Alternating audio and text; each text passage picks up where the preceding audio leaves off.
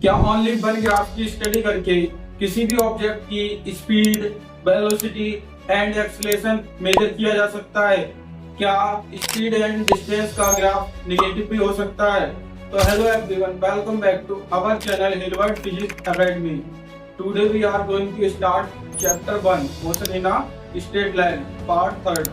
Now इस lecture में distance time graph, speed time graph, velocity time graph and acceleration time graph की study करेंगे। हाँ, start करते हैं ग्राफ। तो ग्राफ की स्टडी करने से पहले ग्राफ से रिलेटेड 2 पॉइंट पता होने चाहिए। जो नंबर 1 है स्लोप ऑफ ग्राफ। क्या है नंबर 1? Slope of graph. तो हमें पता होना चाहिए कि स्लोप क्या होता है। तो स्लोप क्या होता है? स्लोप क्या होता है? Tan theta. क्या होता है? Tangent theta. इसको लिख सकते हैं delta by upon delta x. और क्या लिख सकते हैं इसको लिख सकते हैं by 2 minus by 1 upon x2 minus x1। ये क्या है? ये स्लोप है। तो मान लो ये बाई और x पोजीशन में एक ग्राफ ड्रो है, तो इसमें एक हम x के पैरेलल एक लाइन ड्रो करेंगे। तो ये स्लोप बताओ, क्या कौन सा स्लोप है? पॉजिटिव है, निगेटिव है, जीरो है या इनफाइनाइट स्लोप है? तो ये स्लोप जीरो स्लोप है। कौन सा स्लोप है? ये जीरो स्लोप। यदि हम y के पैरेलल एक लाइन ड्रॉ करेंगे तो ये कौन सा स्लोप हो जाएगा? Infinite slope. कौन सा स्लोप? Infinite slope. क्यों? क्योंकि यहाँ पर एंगल कितना है? 90 डिग्री, और 1090 का मान क्या होता है? इनफाइनाइट, यानी कि अपर वास्तविक। तो ये हो गया इनफाइनाइट स्लोप और ये हो गया जीरो स्लोप। ये हो गया जीरो स्लोप। एंड नेक्स्ट है इसमें ये क्या है? एक continuous slope, continuous increase slope है, ठीक। तो इसमें एंगल क्या है? थीटा। तो ये कौन सा स्लोप हो जाएगा? Positive slope. क्यों? क्योंकि ये फर्स्ट क्वाड्रेंट में है, इसलिए ये पॉजिटिव स्लोप है। क्यों? क्योंकि फर्स्ट क्वाड्रेंट में tan थीटा पॉजिटिव होता है। तो ये कौन सा स्लोप हो गया? ये हो गया पॉजिटिव स्लोप। कौन सा स्लोप? Positive slope. क्यों? क्योंकि यहाँ पर एक परपेंडिकुलर ड्रॉ करेंगे जो 90 डिग्री से एंगल कम होता है, वो होता है पॉजिटिव स्लोप। एंड मान लो ये एक इंक्रीजिंग ऑर्डर में ग्राफ बना दिया, तो ये कौन सा स्लोप हो जाएगा? ये एंगल कितना है? थीटा। और ये कौन सा क्वाड्रेंट में आ रहा है? फोर्थ।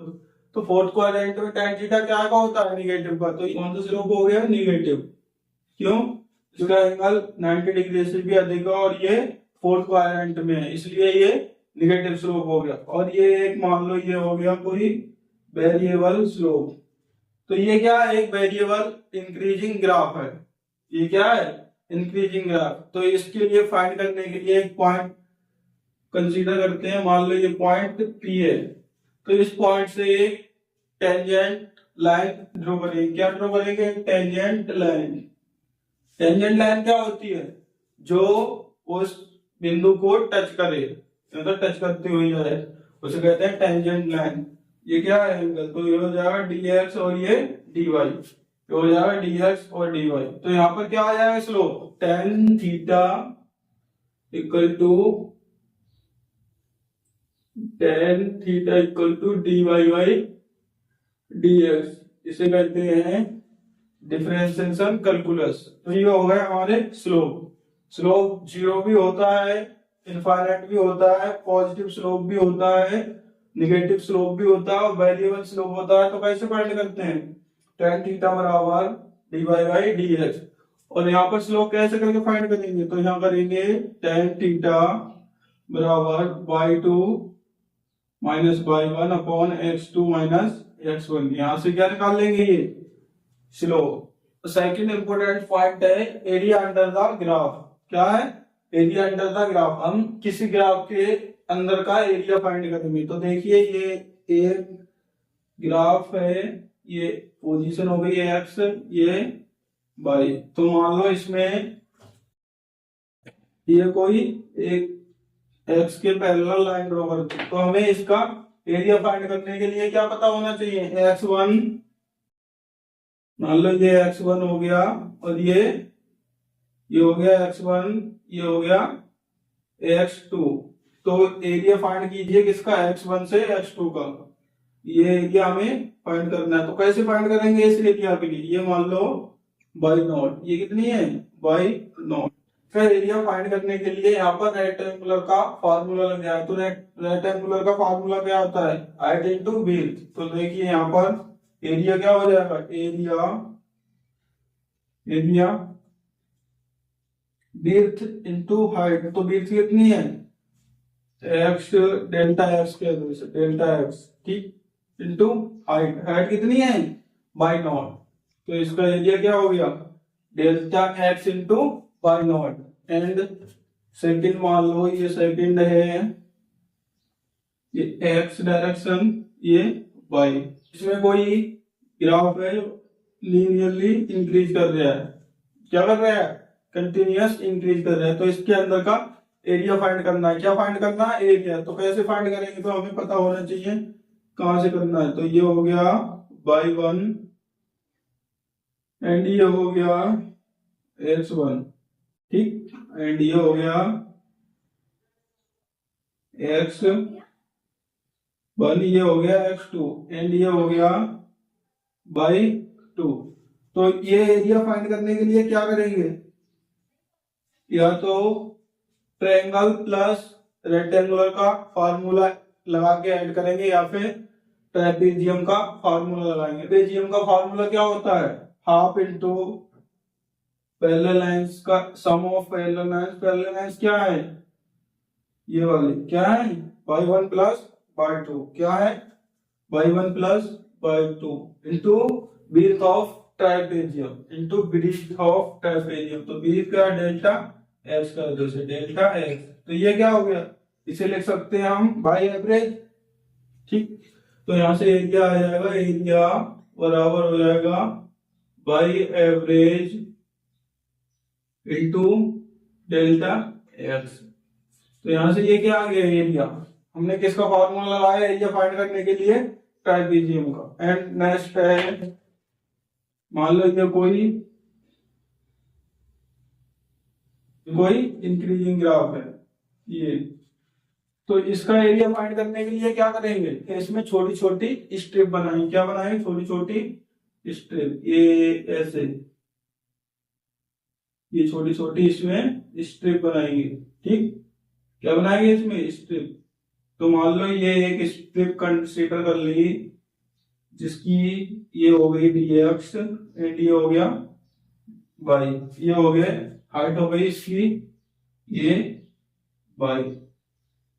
तो इसका एरिया निकालने के लिए क्या करेंगे, तो यहां से एरिया क्या निकल के आ जाएगा, बहुत छोटा सा एरिया आएगा, क्या आएगा डी ए बराबर बाई डी एक्स।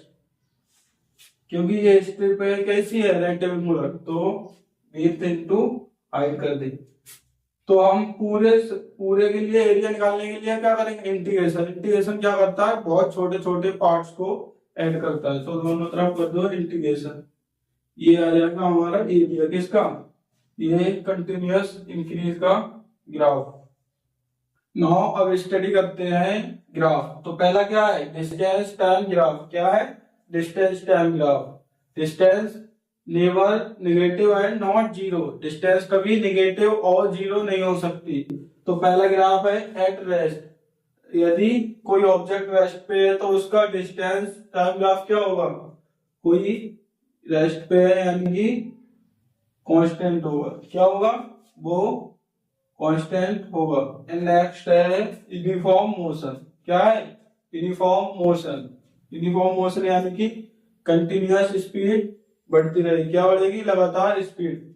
तो उसका मान लो ये ओरिजिन से चली तो ये कंटिन्यूअस स्पीड बढ़ी, ये भी हो सकता है, ये भी हो सकता है। ये है डिस्टेंस और ये टाइम।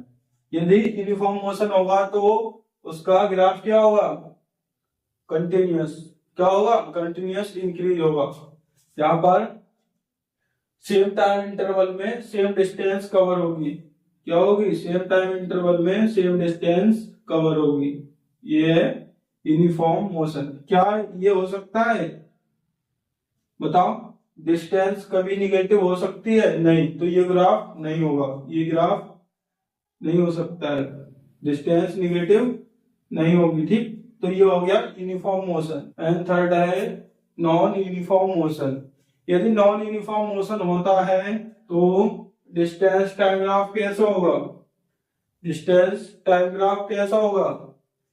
नॉन यूनिफॉर्म का मतलब होता है इंक्रीज। तो ये हो गया टाइम ग्राफ, या फिर ऐसे भी हो सकता है। बताओ ये हो सकता है या नहीं?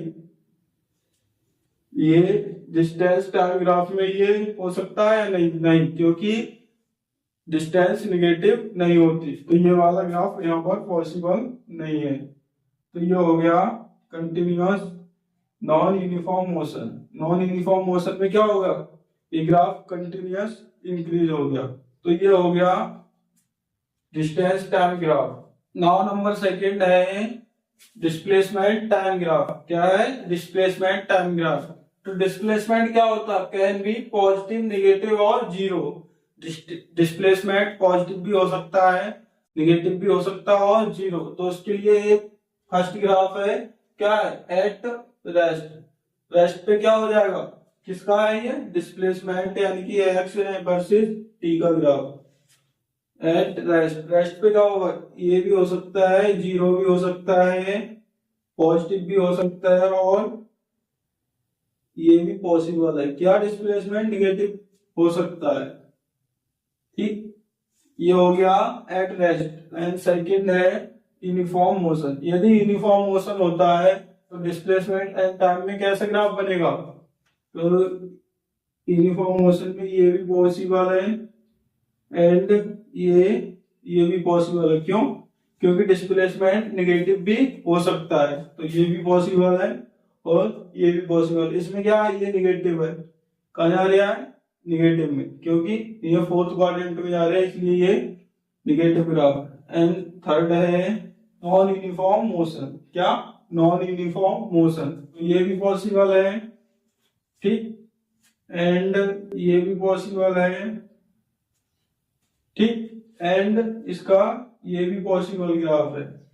क्यों? क्योंकि डिस्प्लेसमेंट ये पॉजिटिव हो गई, ये हो गया निगेटिव, एंड ये हो जाएगा पॉजिटिव, फिर जीरो, फिर नेगेटिव, पॉजिटिव, जीरो। यानी कि डिस्प्लेसमेंट पॉजिटिव भी होता है, नेगेटिव भी और जीरो। तो नॉन यूनिफॉर्म के लिए ये तीन ग्राफ पॉसिबल है और यूनिफॉर्म मोशन के लिए ये ग्राफ पॉसिबल है। पॉजिटिव भी हो सकता है डिस्प्लेसमेंट का ग्राफ, नेगेटिव भी हो सकता है। ऐसे ही रेस्ट के लिए ये ग्राफ तीन पॉसिबल है, पॉजिटिव में भी रहेगा, जीरो भी हो सकता है और नेगेटिव में भी जा सकता है। नाउ पॉइंट थर्ड है स्पीड टाइम ग्राफ। क्या? Speed time graph. तो स्पीड क्या हो सकती है? स्पीड पॉजिटिव और जीरो हो सकती है, बट नेवर नेगेटिव। स्पीड कभी नेगेटिव नहीं होगी, जीरो भी हो सकती है और पॉजिटिव भी। तो पॉइंट ए है एट रेस्ट। रेस्ट के लिए किसका? स्पीड एंड टाइम में ग्राफ बनाओगे एट रेस्ट पे, तो क्या होगा? रेस्ट पे, रेस्ट पे स्पीड क्या होगी? जीरो। क्या होगी? Speed zero. ये हो गया एट रेस्ट पे स्पीड जीरो होगी, स्पीड नहीं बढ़ेगी लेकिन टाइम बढ़ेगा। स्पीड इसकी इंक्रीज नहीं होगी लेकिन टाइम बढ़ेगा। क्या? एट रेस्ट पॉइंट पे। एंड सेकंड है यूनिफॉर्म मोशन। तो यूनिफॉर्म मोशन में क्या होगा? ये स्पीड यूनिफॉर्म मोशन कर देगी। अगर ये वाला पॉसिबल नहीं हो सकता। क्यों? क्योंकि स्पीड निगेटिव नहीं होगी, तो ये निगेटिव स्लोप दर्शा रहा है, तो ये वाला यहाँ पर नॉट पॉसिबल है। ठीक, ये वाला नहीं हो सकता, केवल ये होगा जब यूनिफॉर्म मोशन होगा। ये भी हो सकता है, ये भी हो सकता है, लेकिन यूनिफॉर्म मोशन में जीरो स्पीड नहीं होगी। ये कोई कांस्टेंट स्पीड से मूव करेगी। मान लो ये 4 मीटर प्रति सेकंड से मूव कर रही है, तो ये 4 से ही मूव करती रहेगी। तो ये है यूनिफॉर्म मोशन। एंड थर्ड है C non uniform motion. Speed and time के बीच में नॉन यूनिफॉर्म मोशन क्या हो सकता है? नॉन यूनिफॉर्म मोशन ये भी हो सकता है। ठीक, एंड यहां से भी हो सकता है, जीरो से भी हो सकता है, क्योंकि स्पीड जीरो भी हो सकती है, ये भी हो सकता है। तो वेलोसिटी नॉन यूनिफॉर्म में होगी, तो इसके लिए ये दो पॉसिबल ग्राफ हो सकते हैं, लेकिन कभी निगेटिव नहीं होगा। क्या नहीं होगा? निगेटिव। जीरो भी हो जाएगा, निगेटिव नहीं होगा। ऐसे ही जब नॉन यूनिफॉर्म मोशन कर रहा है तो उसमें ये कांस्टेंट ग्राफ हो जाएंगे, लेकिन कभी नेगेटिव पे नहीं जाएगा, जीरो हो सकता है। तो जीरो होगा इस एट रेस्ट वाले में। रेस्ट पे है तो जब कोई ऑब्जेक्ट रेस्ट पे है तो इसकी स्पीड क्या हो जाएगी, जीरो। उसके लिए ये ग्राफ पॉसिबल है। नाउ पॉइंट 4 है वेलोसिटी टाइम ग्राफ। क्या? Velocity time graph. तो velocity can be positive, negative और जीरो। वेलोसिटी पॉजिटिव भी हो सकती है, नेगेटिव भी हो सकती है और जीरो भी हो सकती है। तो इसका ग्राफ ए है एट रेस्ट। रेस्ट पे क्या होगा, वेलोसिटी जीरो होगी, तो उसके लिए ये graph possible. And second graph है यूनिफॉर्म मोशन। यूनिफॉर्म मोशन के लिए वेलोसिटी कांस्टेंट रहेगी। क्या रहेगी? वेलोसिटी कांस्टेंट रहेगी। मान ले यहाँ पर कोई 3 है तो 3 मीटर पर सेकंड की स्पीड से ही मूव करती रहेगी, यूनिफॉर्म मोशन में कांस्टेंट रहेगी। एंड थर्ड सी है नॉन यूनिफॉर्म मोशन। तो नॉन यूनिफॉर्म मोशन के लिए ये भी ग्राफ पॉसिबल है जो वेरिएबल है, और ये भी ग्राफ पॉसिबल है। क्यों? क्योंकि वेलोसिटी नेगेटिव भी हो सकती है। एंड इसके लिए ये भी ग्राफ पॉसिबल हो सकता है। क्यों? ये हो रहा है पॉजिटिव वेलोसिटी, ये नेगेटिव आ रही है, और यहाँ पर हो रहा है जीरो। तो ये हो गई पॉजिटिव वेलोसिटी, ये हो गई यहाँ पर जीरो हो गई वेलोसिटी, एंड यहाँ हो रही है नेगेटिव वेलोसिटी। तो ये नॉन यूनिफॉर्म मोशन के लिए इसमें ये 3 ग्राफ पॉसिबल है। कौन सा? Positive increasing graph and negative decreasing graph, and ये वाला ग्राफ पॉजिटिव और नेगेटिव वाला। ठीक। एंड डी है यूनिफॉर्म एक्सेलरेशन। जब यूनिफॉर्म एक्सेलरेशन होगा तो वेलोसिटी क्या होगी, कंटिन्यूअस इंक्रीज होगी। क्या होगी? Continuous increase. तो वो जीरो से भी हो सकती है, कोई कांस्टेंट से स्टार्ट हो सकती है। मान लो ये 2 है तो 2 से स्टार्ट हो सकती है। नाउ यदि वेलोसिटी कंटिन्यूअस डिक्रीज होगी तो एक्सेलरेशन क्या हो जाएगा, इसको कहते हैं, ये मान लो कंटिन्यूअस डिक्रीज हो रही है। क्या हो रही है? कंटिन्यूअस डिक्रीज हो रही है। वेलोसिटी कंटिन्यूअस डिक्रीज हो रही है, तो यहाँ पर कौन सा एक्सेलरेशन हो जाएगा, रिटार्डेशन। क्या हो जाएगा? रिटार्डेशन, जिसे कहते हैं डी एक्सेलरेशन। ठीक। अगर वेलोसिटी कंटिन्यूअस डिक्रीज कर रही है तो होगा रिटार्डेशन या डी एक्सेलरेशन, और ये पॉसिबल है क्योंकि वेलोसिटी नेगेटिव होती है। तो ये क्या है, वेलोसिटी डिक्रीज हो रही है यानी कि नेगेटिव में जा रही है, और ये है वेलोसिटी कंटिन्यूअस इंक्रीज हो रही है। तो यहाँ पर ये एक्सेलरेशन है, ये डी एक्सेलरेशन या रिटार्डेशन। नाउ पॉइंट 5 है acceleration time graph. Acceleration time graph. Acceleration can be positive, negative और जीरो। एक्सेलरेशन पॉजिटिव भी होता है, नेगेटिव भी और जीरो भी। तो इसके लिए हम ग्राफ कंसीडर कर रहे हैं। ए है एट रेस्ट। तो रेस्ट के लिए टाइम एक्सेलरेशन वर्सेस ग्राफ क्या होगा, एक कांस्टेंट होगा। क्या होगा? कांस्टेंट। नाउ बी है यूनिफॉर्म मोशन। तो यूनिफॉर्म मोशन के लिए एक्सेलरेशन वर्सेस टाइम ग्राफ क्या होगा, कंटिन्यूअस इंक्रीज होगा। क्या होगा? Continuous increase. ये हो सकता है, और यहाँ से ये नेगेटिव वाला भी हो सकता है। क्यों? क्योंकि एक्सेलरेशन नेगेटिव भी हो सकता है।